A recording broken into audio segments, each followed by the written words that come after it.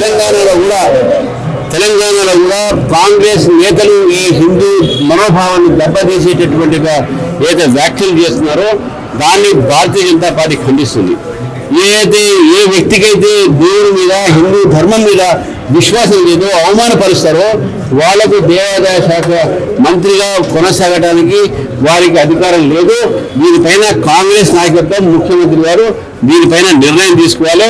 ఆ మంత్రి హిందువులకు, ఈ రాష్ట్రంలో హిందువులకు, ఈ దేశంలో హిందువులకు వారు క్షమాపణ కోరాలని చెప్పేసి కూడా భారతీయ జనతా పార్టీ డిమాండ్ చేస్తూ ఉంది.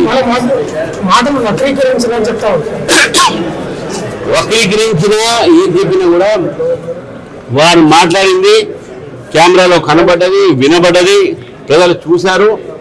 మరి ఆమె వక్రించేదంటే ఎవరు వక్రిస్తారు? ఆమెనే వ్యంగ్యంగా మాట్లాడింది, వక్రించింది కాదు. శ్రీరాముడి మీద వ్యంగ్యంగా మాట్లాడింది. శ్రీరాముడు అంటే డబ్బులు వస్తాయా అని, అందుకే నేను అల్లాహ్ అక్బర్ డబ్బులు వస్తాయి ఆమెకు నేను అడుగుతా ఉన్నాను.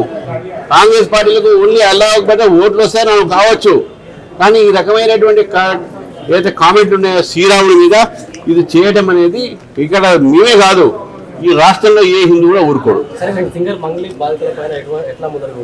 తప్పకుండా అది కేసు కోర్టులో ఉన్నాయి. తప్పకుండా ఎవరైనా బాధ్యతలు ఉన్నా కూడా వాళ్ళకి న్యాయం జరగాలని చెప్పి తప్పకుండా చాలా చింతించాల్సిన అవసరం ఉంది. తప్పకుండా దీని మీద దర్యాప్తు జరుగుతుంది కాబట్టి దర్యాప్తు సంస్థలు దర్యాప్తు చేయాల్సింది కోరుతాం. డిమాండ్ వాళ్ళు చేయాలి కదా.